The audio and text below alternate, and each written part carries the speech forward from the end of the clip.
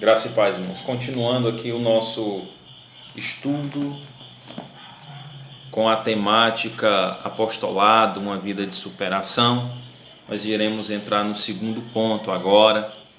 E esse ponto, irmãos, ele marca um momento muito importante, pois é um momento inicial, né, da vida ministerial do nosso apóstolo Paulo. E o Senhor já no começo dava ali provas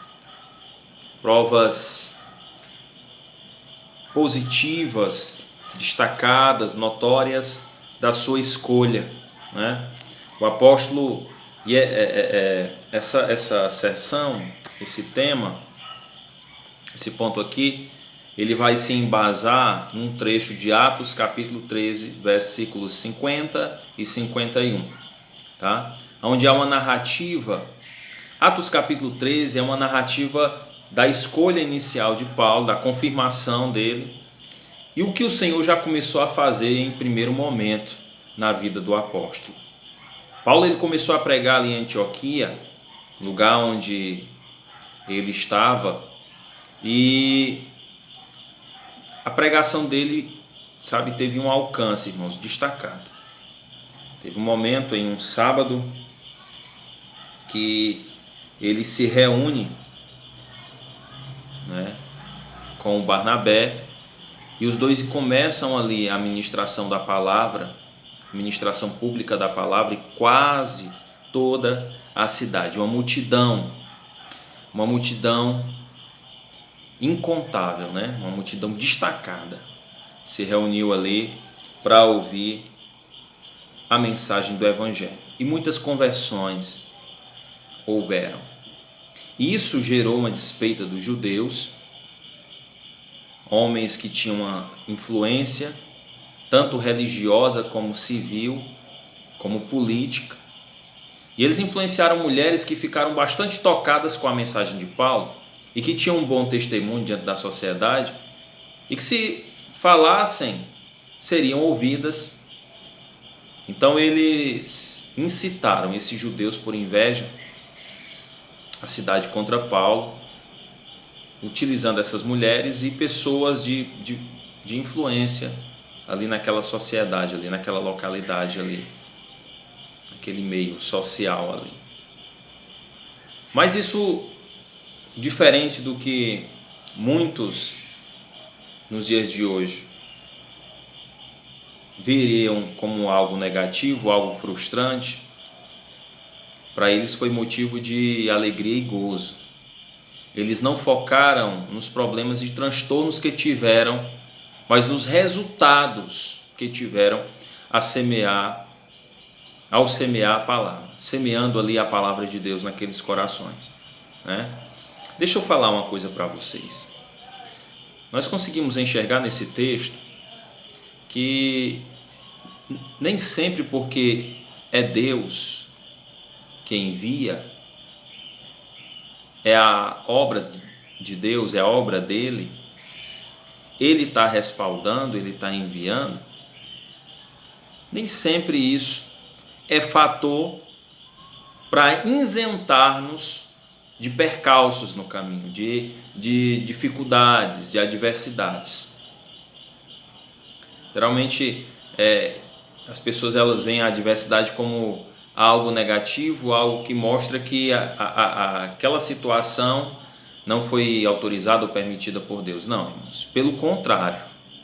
Quando Deus está na coisa, o mundo se levanta contra, as hostes malignas se levantam contra, existe aí uma resistência. Agora, essas resistências, elas não são, fatores determinantes para impedir Deus de agir. É como Jó, no seu momento de alto sofrimento, constatou.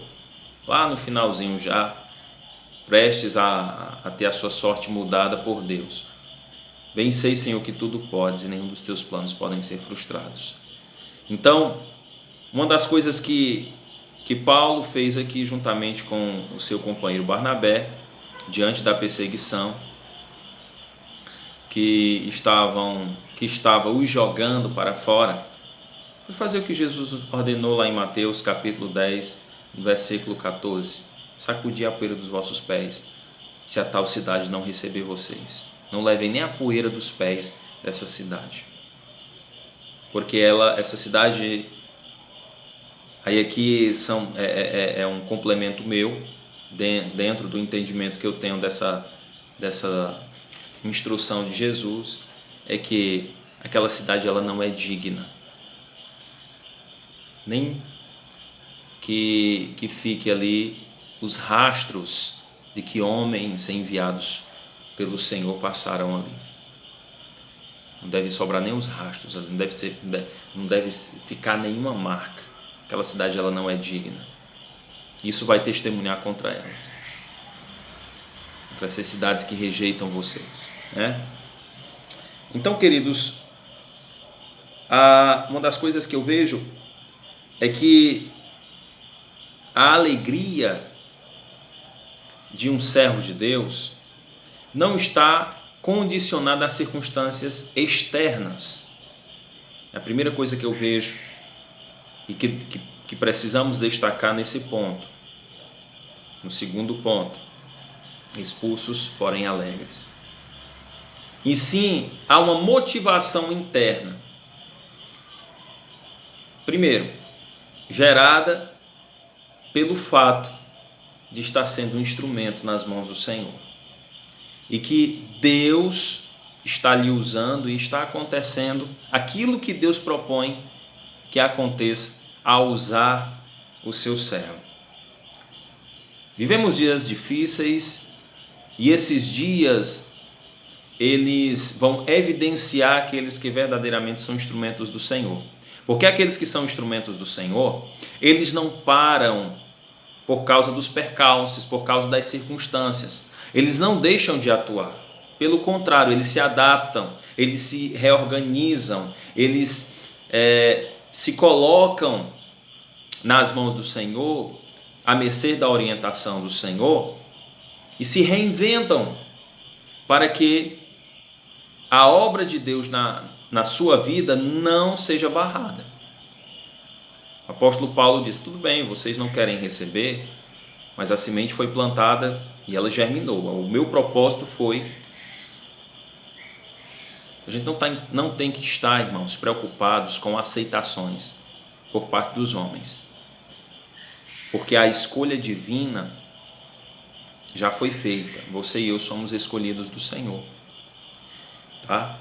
Então se preocupem em agradar ao seu Deus. Seja um homem e uma mulher segundo o coração do seu Deus. Se preocupe com isso. Tá?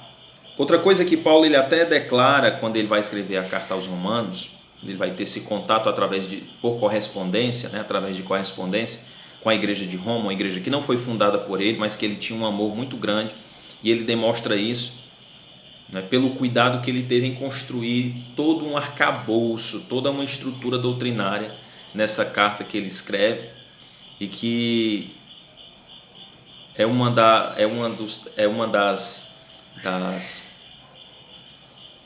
memórias apostólicas mais completas, memórias doutrinárias, né?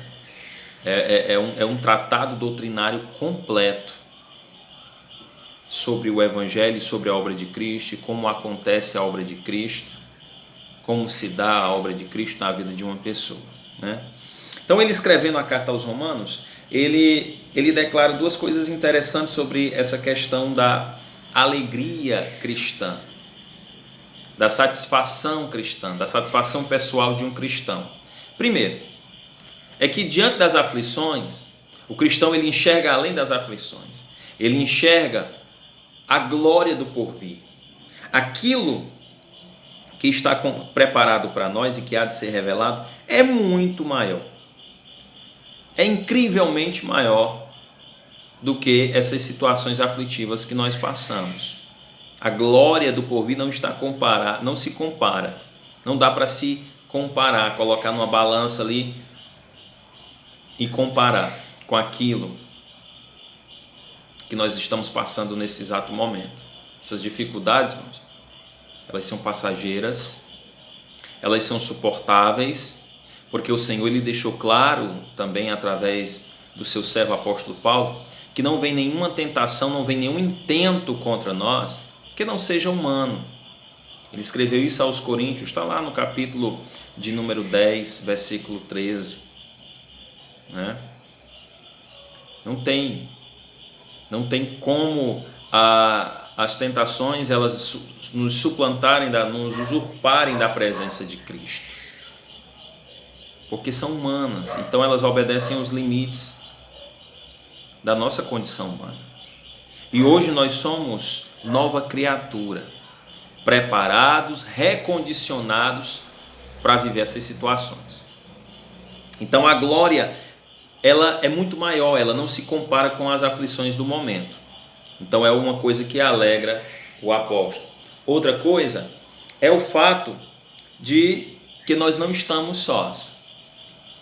A nossa alegria é saber que quando nós estamos passando por aflições, nós estamos nos aproximando do nosso Cristo, nos identificando com as aflições daquele que deu a sua vida no Calvário por nós. Jesus ele deixou isso muito claro quando ele ressuscita e ele tem os seus últimos momentos ali com os discípulos. Ele disse: olha, eu estarei convosco todos os dias até a consumação dos séculos. Que coisa tremenda. E interessante isso porque eu me lembro agora de outra situação de Atos, aonde Pedro e João, depois de terem passado pelos açoites, pela prisão, pelas as humilhações que o Sinédrio impôs contra eles, porque eles estavam pregando Jesus, este crucificado, mas que foi ressuscitado, eles saíram regozijantes depois da situação, alegres. E um cristão natural, ele não entende isso, porque isso é coisa de cristão espiritual. Mas quando você vai lá para o texto e analisa bem pormenorizado o momento dos apóstolos ali, você vê que a afirmação deles foi o seguinte, a afirmação de Pedro: olha, rapaz, como pode? Nós fomos achados dignos de passar pelos mesmos tormentos que o nosso Senhor. Quer dizer, até os tormentos, eles nos dignificam e fazem prova da nossa chamada. Se o mundo está te aceitando, tem alguma coisa errada, hein? Porque geralmente o mundo não aceita os cristãos. Se você tem a amizade do mundo, analise direito a sua vida, porque talvez você esteja se colocando como inimigo de Deus, porque não tem como. João ele escreveu isso em uma de suas cartas. O apóstolo João diz que a amizade com o mundo constitui inimizade com Deus. Então, geralmente o mundo não vai aceitar o verdadeiro cristão. Nós vamos ser tidos como antiquados, preconceituosos e outras várias palavras que existem, retrógrados e outras palavras, fanáticos. Eu me lembro de uma época em que nós cristãos éramos conhecidos como fanáticos, tá? Deixa eu te fazer uma pergunta para a gente entrar no terceiro ponto. Até que ponto você iria por amor a Cristo? O que você estaria disposto a suportar pela sua fé, pela sua chamada, pela sua vocação? O apóstolo Paulo, ele passou uma situação terrível. Atos 14, 19 vai narrar uma situação quando o apóstolo Paulo ele chega na cidade de Listra, uma multidão enfurecida, influenciada pelos uns maiorais da cidade, que ganhavam às custas de uma moça que tinha um espírito, que era oprimida com um espírito de adivinhação, e o apóstolo repreendeu. E aí, isso aconteceu na cidade de Filipos, né? Na cidade de Listra, ele pregava e ele operava muitos prodígios e milagres ali naquela cidade, né? A cidade de Icônio, que foi a cidade na qual ele se refugiou após ser expulso de Antioquia, ele teve um ministério muito frutífero lá, né? Muito frutífero. Quando ele chega na cidade de Listra, os judeus que vinham perseguindo o apóstolo, perseguindo o roteiro do apóstolo, no encalço do apóstolo, chegaram até ele, ali na cidade de Listra, vendo que ele estava sendo bem sucedido, incitaram a multidão contra ele. Sabe o que aconteceu? Levaram ele para fora da cidade e apedrejaram ele. Com pedras nas mãos, arrastaram o apóstolo para fora da cidade. E quando ele chega naquela situação, as pessoas que jogam pedra nele, ele chega até ele desmaia e as pessoas o têm como um morto ali.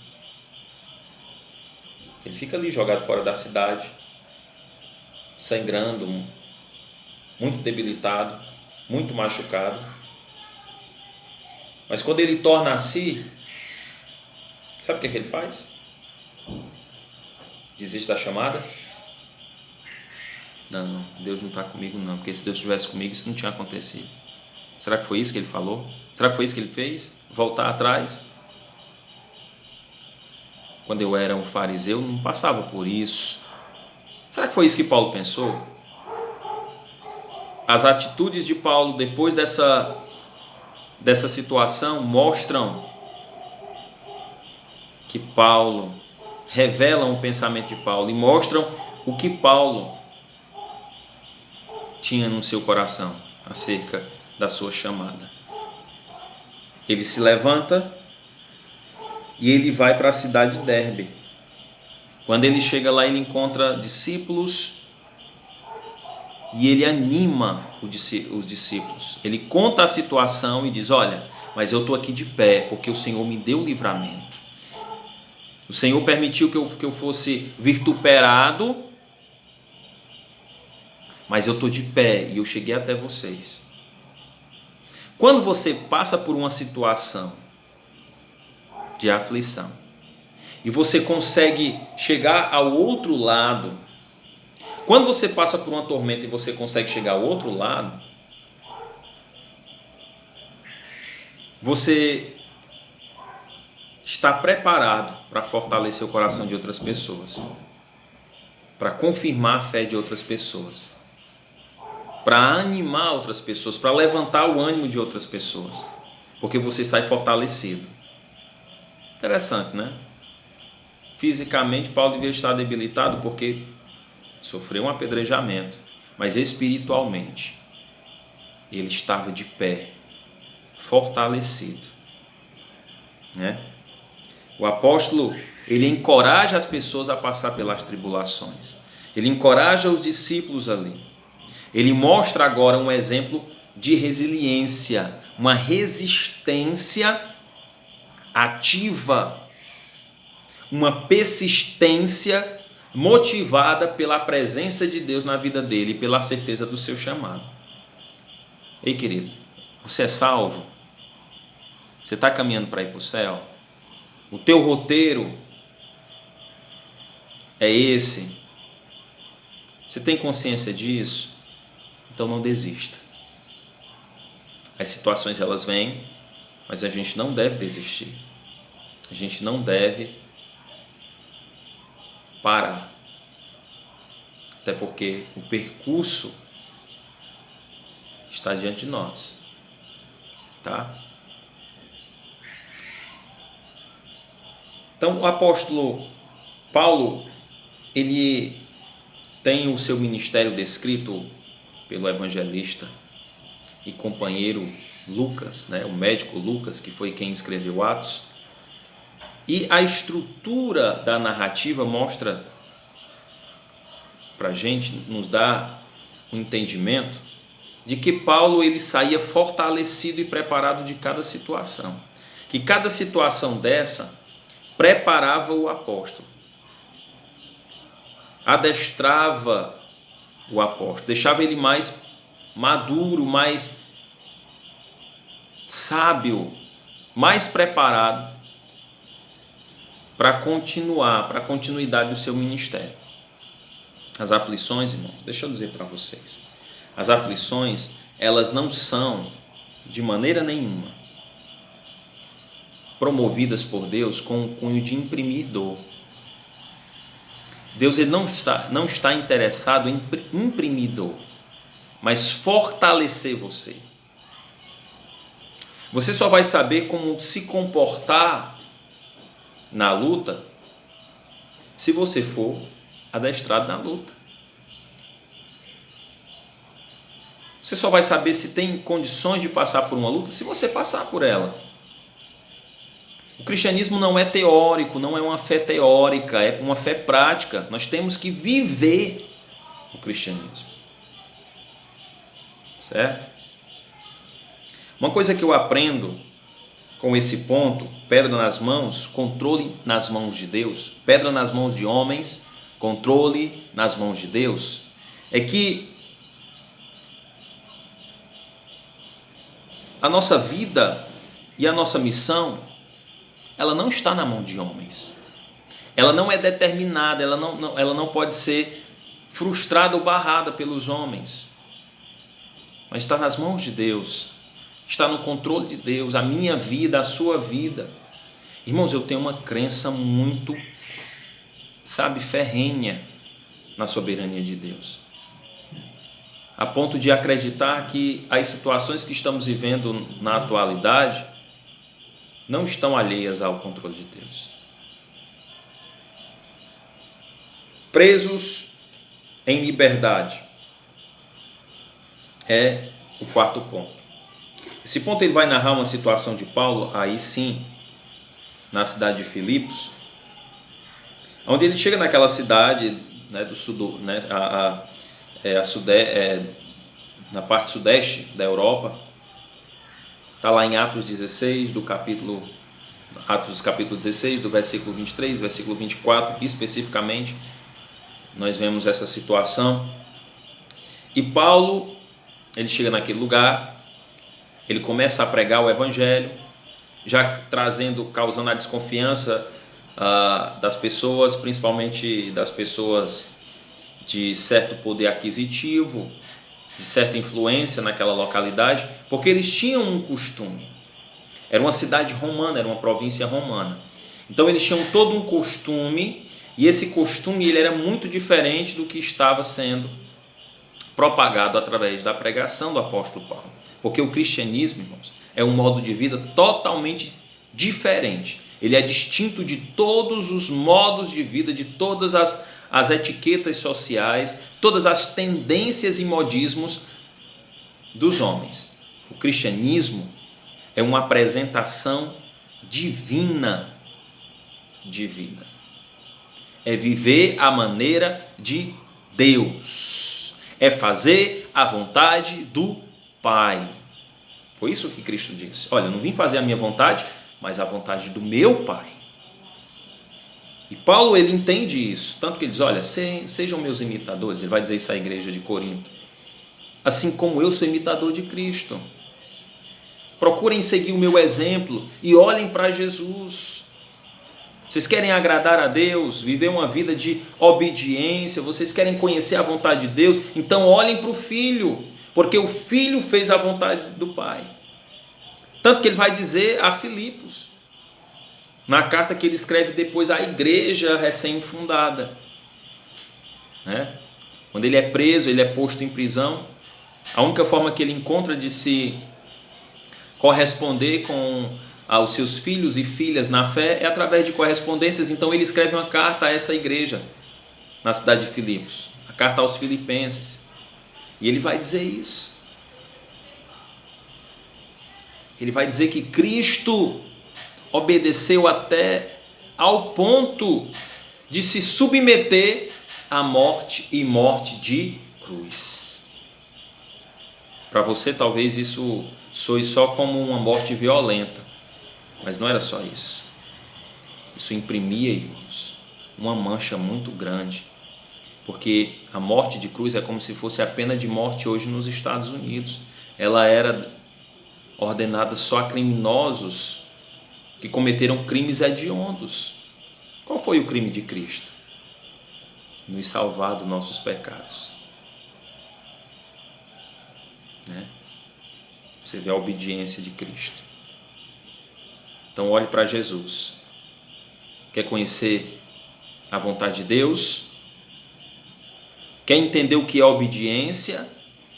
O escritor aos Hebreus ele vai falar sobre isso. Ele vai dizer que o Senhor aprendeu pelo caminho do sofrimento a obediência. Porque na condição de homem, ele se submeteu a todas as etapas da vida humana de aprendizado e de crescimento. Em todos os sentidos da vida humana. Inclusive no relacionamento com Deus. Tá? Então ele chega naquele lugar. E quando ele promove essa libertação,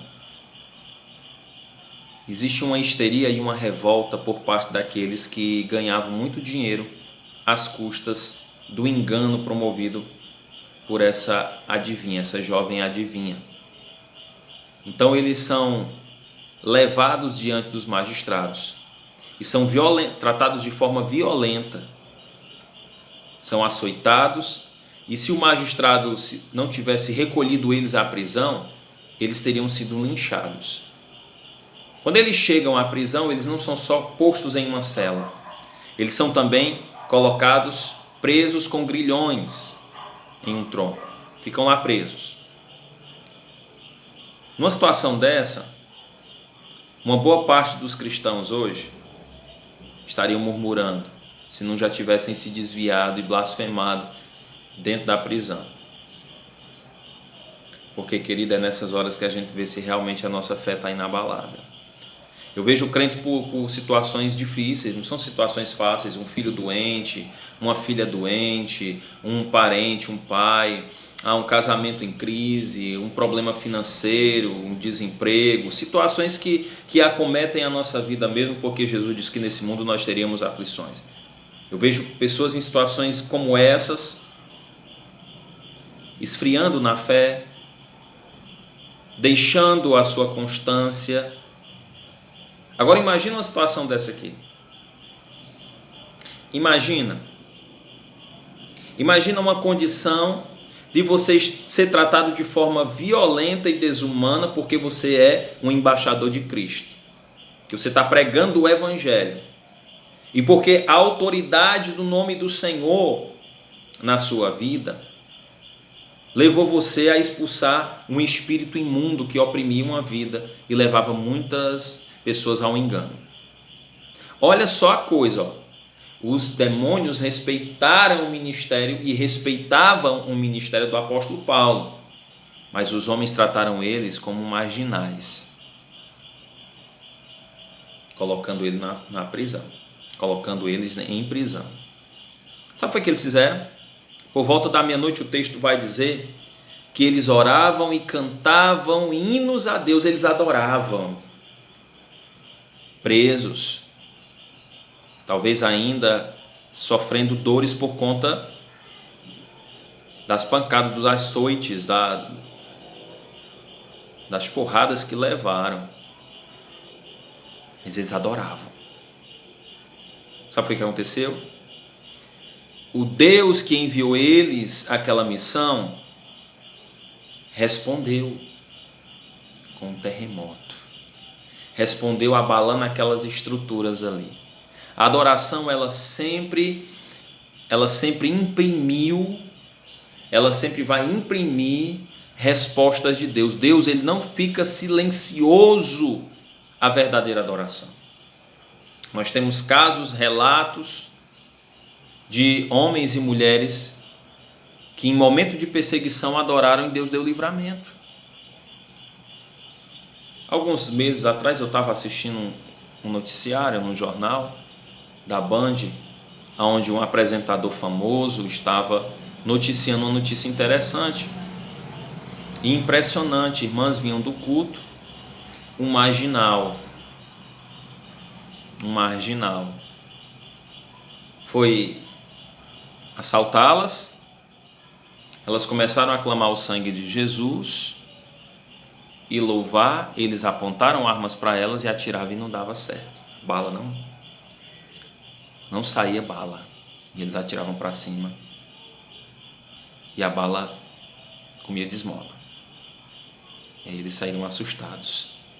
Ei, querido, deixa eu te falar, aquele mesmo Senhor que visitou os seus apóstolos, os seus enviados, lá naquela cadeia e imprimiu um terremoto para tirar eles dali, ele continua com a sua igreja, ele continua com o seu povo. Você não está sozinho no sofrimento. Deus não quer te livrar de fornalhas, Ele quer te livrar em fornalhas.